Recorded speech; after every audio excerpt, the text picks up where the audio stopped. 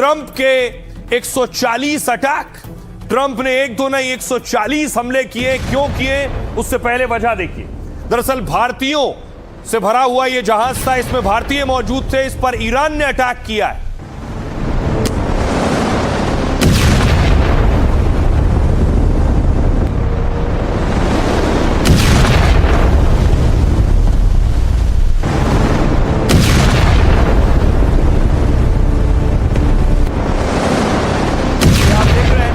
दावा यह है कि साइप्रस का जहाज था, साइप्रस के जहाज में भारतीय क्रू था, भारतीय सवार थे। उस जहाज को ईरान ने टारगेट किया है। एक भारतीय लापता बताया जा रहा है। आपको बताऊं कि आखिर कहां पर, किस जगह पर वो भारतीय जिस जहाज पर सवार थे, वो दरअसल सोहार बंदरगाह, ओमान का सोहार बंदरगाह से जहाज जा रहा था। इसे जेबेल अली पोर्ट पहुंचना था, लेकिन बीच में देखिए हॉर्मूज में, ये मुसंदम प्रांत है ओमान का, यहां पर इस पर अटैक हुआ है और इसमें 11 भारतीय जो इन्हें बचा लिया गया, एक भारतीय लापता बताया जा रहा है। देखिए यहां से चला था सोहार बंदरगाह से, मुसंदम प्रांत पर अटैक हुआ है और जेबेल अली पोर्ट पहुंचना था इसे। लेकिन सोचिए, भारतीय जिस जहाज पर सवार थे उस पर अटैक हुआ। इसके बाद ट्रंप ने, अमेरिका ने 140 ठिकानों पर ईरान के हमला कर दिया। यह अमेरिकी हमले की तस्वीर है। अमेरिका ने अपना F-35C उतार दिया।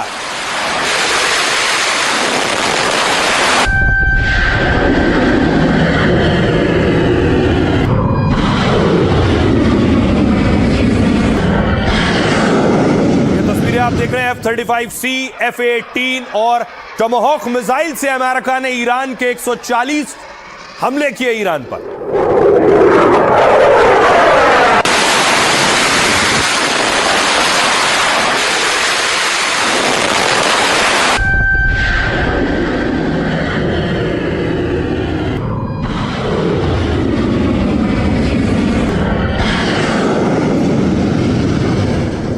और ये अटैक अमेरिका ने किए हैं और अटैक सटीक निशाने पर ईरान में टारगेट हिट हुए। ये देख रहे हैं, ये अमेरिका ने तस्वीरें जारी की।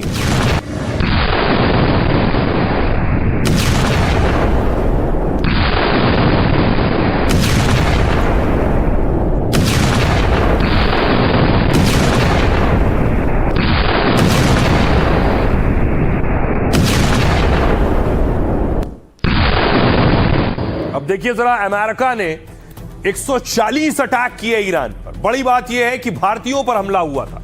ये ईरान का नक्शा, ईरान के किन किन शहरों में, बुशहर में, जास्क में, चाबहार में, असालुयेह में और बंदरे देयर में, ये 5 वो बड़े ठिकाने जिन पर अमेरिका ने 140 अटैक किए। और अमेरिकी हमलों का मंजर आप सोचिए क्या रहा होगा जिस वक्त अमेरिका ने अटैक किए हैं। लगातार मिसाइलें दागी गई हैं और अत्याधुनिक खास मिसाइलों से ये हमले किए गए। कुछ इस तरह से एआई वीडियो है अमेरिका ने जो अटैक किए हैं ईरान के ऊपर।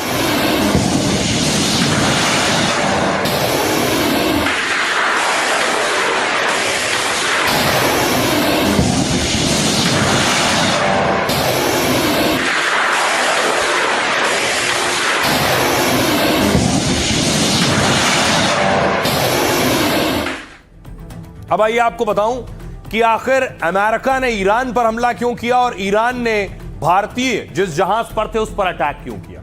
ईरान ने भारतीय नाविकों वाले जहाज को निशाना बनाया। हॉर्मूज में हमले का शिकार हुए जहाज पर 11 हिंदुस्तानी सवार थे। जिस जहाज पर हमला हुआ उसका नाम GFS गैलेक्सी है। यह साइप्रस के झंडे के तहत चलने वाला व्यापारिक जहाज है, यानी माल की ढुलाई होती है इस पर, जो कंटेनरों में पैक सामान लाने और ले जाने का काम करता है। GFS गैलेक्सी जहाज में 11 भारतीय क्रू मेंबर सवार थे। जहाज ने ओमान के सोहार बंदरगाह से अपनी यात्रा शुरू की और इसे करीब 500 किलोमीटर दूर UAE के जेबेल अली पोर्ट जाना था।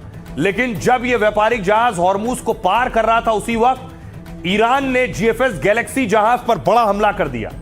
अमेरिका ने कहा व्यापारिक जहाज को IRGC ने टारगेट किया, यानी खमनेई की सेना ने, जिससे जहाज में आग लगी और इंजन को भारी नुकसान पहुंचा। हमले के बाद 11 में से 10 भारतीयों को बचा लिया गया, लेकिन एक भारतीय अभी लापता है जिसका रेस्क्यू किया जा रहा है, ढूंढा जा रहा है। हमले के बाद भारतीय विदेश मंत्रालय ने बयान जारी कर कहा है, हम ओमान सरकार संग सर्च ऑपरेशन पर नजर रखे हुए हैं। भारत ने कहा हॉर्मूज में नागरिक जहाजों पर हमले रोके जाएं, तनाव कम करने और शांति बहाल करने की अपील की गई। ईरान का कहना है कि जहाज तय रूट को छोड़कर जा रहा था, इसलिए हॉर्मूज में उस जहाज पर हमें कार्रवाई करनी पड़ी, वो ये दावा कर रहे हैं। आइए अब आपको सुनवाता हूं, सुनिए जरा क्या कुछ कह रहे हैं एक्सपर्ट्स इस अटैक पर। जहाज पे अभी अटैक किया गया, उसमें भारतीय जो नागरिक हैं उनमें से एक की अभी भी लापता हैं और 10 को बचा लिया गया है, ओमान की सहायता से बचाया गया है। और ये काफी गंभीर एक हम मान सकते हैं कि ये इंसिडेंट है जिससे कि काफी नुकसान कहा जा सकता है कि हो सकता है। और फिर से जो एनर्जी सप्लाईज हैं, ऑयल और गैस की सप्लाईज हैं, उस पे एक तरह से फिर से अनिश्चितता बन सकती है, जिसका काफी हद तक नुकसान हो सकता है भारत को और दूसरे देशों को भी। कोई भी ऐसी अंडरस्टैंडिंग दोनों में नहीं हुई कि जिसके साथ कोई डील बना ली जाए और कोई एग्रीमेंट कर लिया जाए ताकि वेस्ट एशिया के अंदर बिल्कुल दोबारा शांति हो जाए। एक्सपायरी ऑफ मेमोरेंडम की टर्म के मुताबिक जो अमेरिका था उसने दोबारा जो एयर स्ट्राइक्स थी ईरान के ऊपर रीलॉन्च कर दी। तो ये मैं समझता हूं कि उन्होंने विदिन जो अंडरस्टैंडिंग थी उसके मुताबिक की है। और ये भी देखने को आया है कि उनकी जो अभी पॉलिसी कुछ दिनों में, आने वाले दिनों में मुझे नजर आ रही है, वो ये है कि it will be tit for tat. अगर वो कहीं पे कोई अपना ड्रोन छोड़ते हैं, ईरानियंस जहां कहीं भी अपनी मिसाइल मारते हैं, तो अमेरिका दोबारा उनके ऊपर मिलिट्री स्ट्राइक्स करेगा। अब बड़ी बात यह है कि अमेरिका ने 140 अटैक किए तो ईरान भी शांति से नहीं बैठा। जैसे ईरान ताक में हो कि अमेरिका कोई भी हमला करेगा हम बड़ा पलटवार करेंगे, और वही हुआ। ईरान दागनी शुरू की। ईरान ने जो अरब मुल्कों में अमरीकी ठिकाने उस पर हमला करना शुरू किया।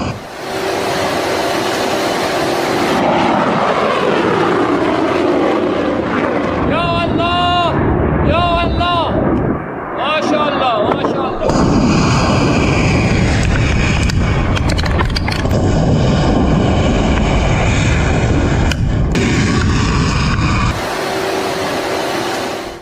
खमनेई की तस्वीर लगाकर मिसाइल दागी और देखिए मिसाइल जाकर गिरी है बहरीन में। जो ईरान ने मिसाइल दागी वो बहरीन में जाकर गिरी।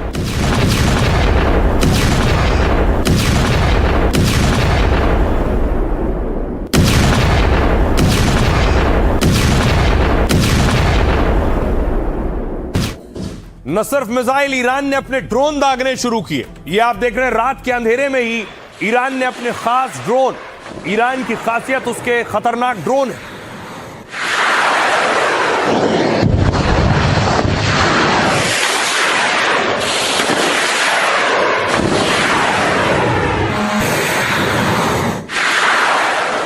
और ईरान के ड्रोन भी अमेरिका के ठिकाने जो अरब मुल्कों में, कुवैत में, देखिए ये आप देख रहे हैं कंट्रोल रूम की तस्वीर जहां सीसीटीवी लगे हुए हैं। धमाके आपको दिखाई देंगे, आसमान में आपको साफ रोशनी दिखाई देगी कि अटैक हो रहे हैं, मिसाइल और ड्रोन गिर रहे हैं।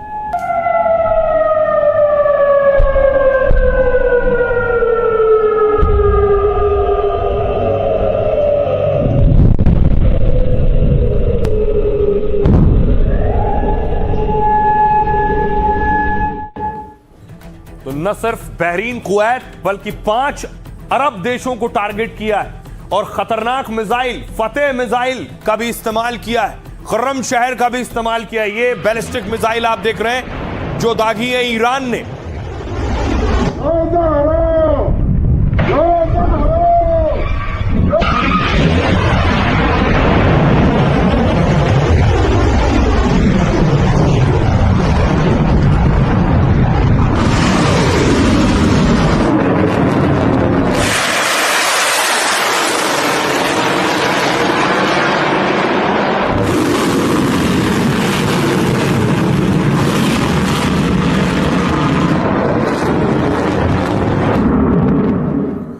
बैलिस्टिक मिसाइल यानी रात में भी अटैक कर रहा था ईरान और दिन में भी अटैक कर रहा था। दिन में भी ड्रोन हमले किए, ये आप देख रहे हैं ड्रोन दागे। ये सारे ड्रोन कोई बहरीन में, यूएई में भी गिरने का दावा किया गया।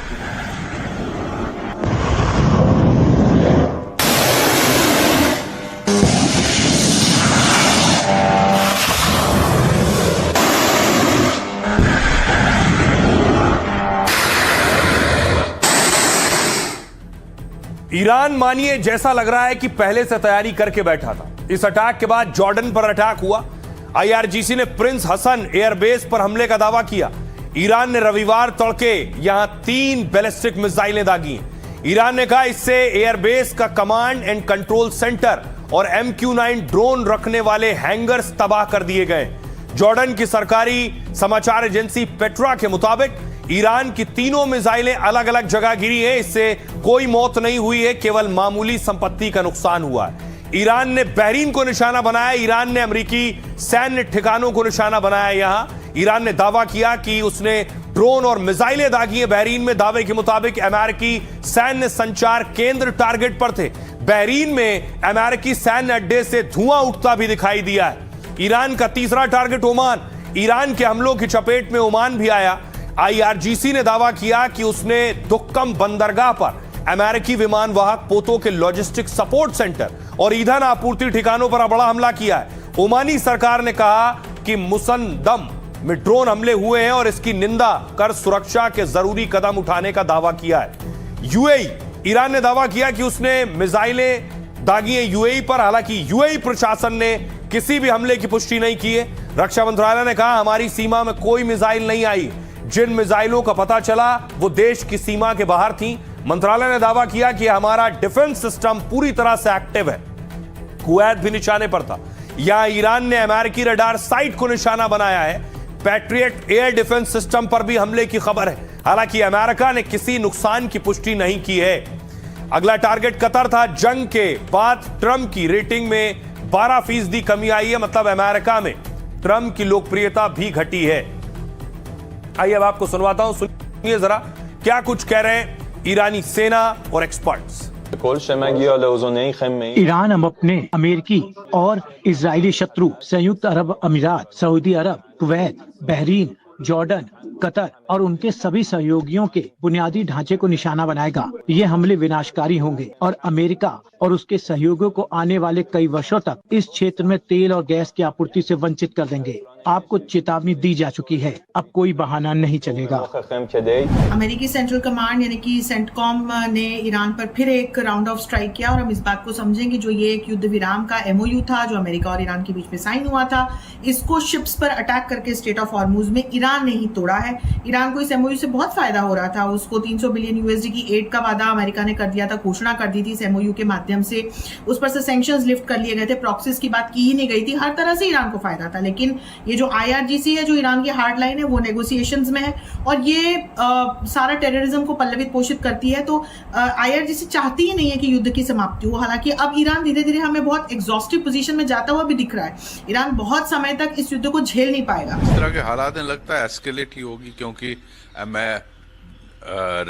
ईरान ने अश्योर किया था कि 60 दिन तक एग्रीमेंट, जिस दिन MOU साइन हुआ उसके 60 दिन तक स्टेट ऑफ हार्मुज खुली है। लेकिन इनके IRGC ने 3 टैंकरों पर हमला किया। वो क्यों किया? जब आपने खुद ही बोला कि सारा फ्री है, आप 60 दिन के बाद देखेंगे, कोई सिस्टम बनाएंगे उसके बाद। तो शुरुआत तो फिर ईरान ने की, फिर अमेरिका ने ठोका, अभी आपस में लड़ रहे हैं। तो आई थिंक मुझे लगता है ऐसे हालात में बिगड़ेगी सिचुएशन, बेहतर तो नहीं होती दिखती। तो SP वैद्य साहब को आप सुन रहे थे जो कह रहे थे जो हालात बन रहे हैं इससे सिचुएशन, स्थिति और बिगड़ने वाली है। और जुबानी जंग से भी यही एहसास हो रहा है कि इतनी आसानी से हालात संभलने वाले नहीं है, क्योंकि ट्रंप भी गुस्से में और ईरान भी। ये मोहम्मद बी गालिबफ ईरानी संसद के अध्यक्ष हैं, कह रहे हैं एक तरफा समझौता का दौर खत्म हो चुका है, वादा निभाओ नहीं तो कीमत चुकाओ। हमने पहले ही कहा था, अब हकीकत सामने है। पीट हेग्सेथ, अमेरिकी रक्षा मंत्री, ईरान ने बहुत ही गलत फैसला लिया है वो कह रहे हैं, अब उसे इसकी बड़ी कीमत चुकानी पड़ेगी।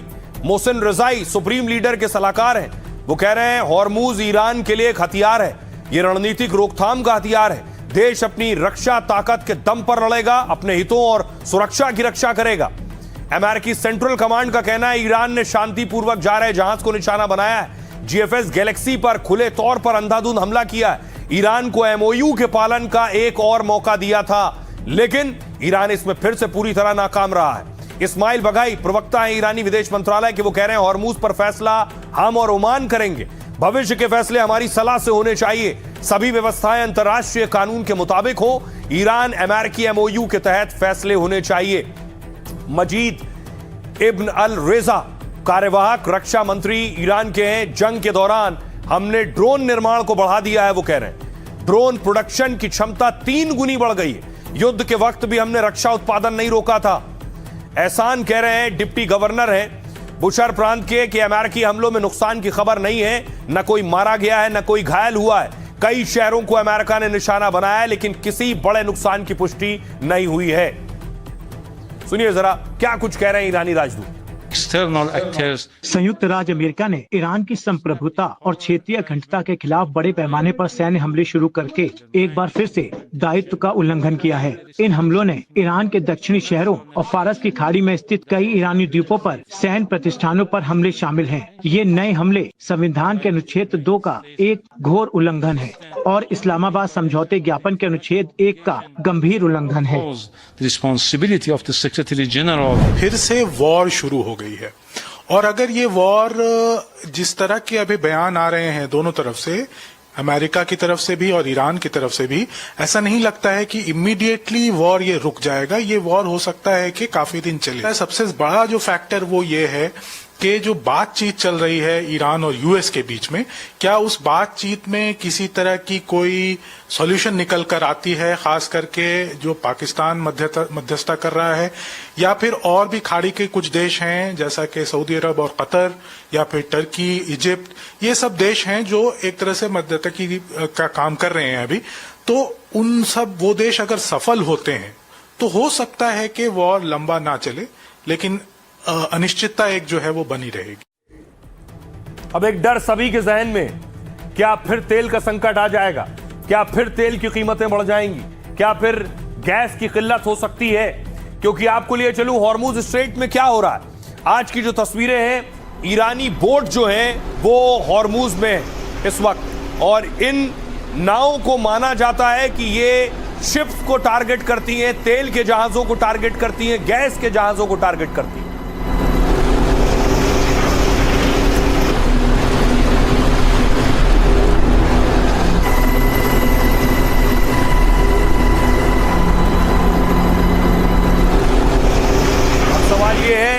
क्या जंग भड़की तो फिर तेल की किल्लत शुरू होगी? ईरान अमेरिका में छिड़े युद्ध से दुनिया में टेंशन है, क्योंकि एक बार फिर तेल गैस पर खतरा मंडरा रहा है। इसकी वजह ईरान का हॉर्मुज बंद करने का फैसला है, जिससे तेल गैस जहाजों की आवाजाही ठप हो सकती है। भारत में भी तेल गैस की किल्लत का डर सता रहा है। हॉर्मुज बंद होने से तेल कीमतों पर असर पड़ सकता है। अंतर्राष्ट्रीय बाजार में कच्चा तेल महंगा हो सकता है। जंग रुकने पर यह 75 से $80 प्रति बैरल पर आ गया है, लेकिन फिर से हमलों के बाद इसमें इजाफा हो सकता है। भारत पर ज्यादा असर का डर इसलिए बना रहा क्योंकि भारत जरूरतों का करीब 85% तेल बाहर से खरीदता है। पहले भारत का काफी कच्चा तेल हॉर्मुज से आया करता था, लेकिन जंग के बाद भारत ने सबक लिया, भारत ने दूसरे विकल्प तलाशे हैं। सरकार का कहना यह है कि अब करीब 70% तेल ऐसे रास्तों से आता है जिसकी सप्लाई का रूट पूरी तरह हॉर्मुज पर निर्भर नहीं है, और यही वजह है कि परेशानी आने पर सप्लाई पूरी तरह से जारी रहेगी, क्योंकि अब भारत करीब 40 देशों से कच्चा तेल खरीद रहा है। रूस, अमेरिका, वेनेजुएला, अफ्रीका, सऊदी अरब और यूएई जैसे देशों से भी लगातार सप्लाई ली जा रही। जून में भारत ने रूस से रिकॉर्ड मात्रा में कच्चा तेल खरीदा है। Centre for research on energy and clean air के मुताबिक भारत ने जून में रूस से 49,000 करोड़ का कच्चा तेल खरीदा है। रूस से आयात करीब 27 लाख बैरल प्रतिदिन तक पहुंच गया, जो कुल आयात का आधे से ज्यादा, यानी अब संकट नहीं आएगा, ऐसा माना जा रहा है। एक्सपर्ट्स ये कहते हैं। सुनिए जरा अर्थशास्त्री क्या कह रहे हैं। 2 महीने पहले जब ईरान युद्ध का युद्ध के असर से इंटरनेशनल ऑयल प्राइसेस $120 हो गई थी। थोड़ी डिप्लोमेसी से हमने ईरान को कहा कि भाई हमारे इंडियन ऑयल टैंकर्स को जाने दो, एंड कई टैंकर्स आए भी थे, इसीलिए हमारी आयात बहुत कम नहीं हुई।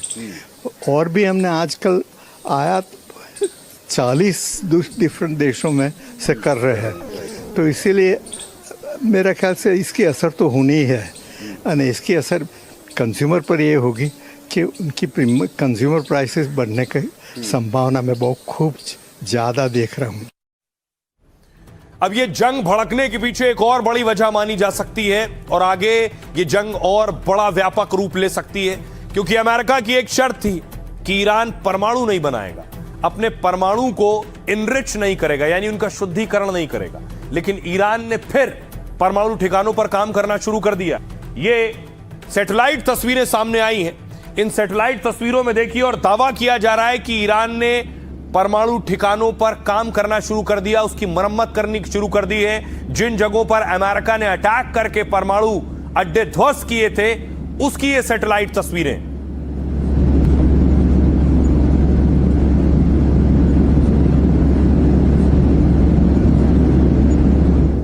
अब देखिए दावा क्या है कि आखिर ईरान क्या कर रहा है, एटमी प्लान क्या है ईरान का, यह आपको बताता हूं। अमेरिकी मीडिया CNN की रिपोर्ट में चौंकाने वाला खुलासा हुआ है। CNN ने ईरान के परमाणु प्लान पर यह खुलासा किया है। जून और जुलाई में ली गई कुछ सैटेलाइट तस्वीरें सामने आई, कई संवेदनशील ठिकानों पर गतिविधियां दिखाई दी। दावा है कि ईरान संदिग्ध परमाणु ठिकानों पर निर्माण कर रहा है। युद्ध में हुए हमलों में उसके ठिकाने क्षतिग्रस्त हो गए थे, लेकिन वहां नए सिरे से अब मरम्मत और निर्माण का काम हो रहा है।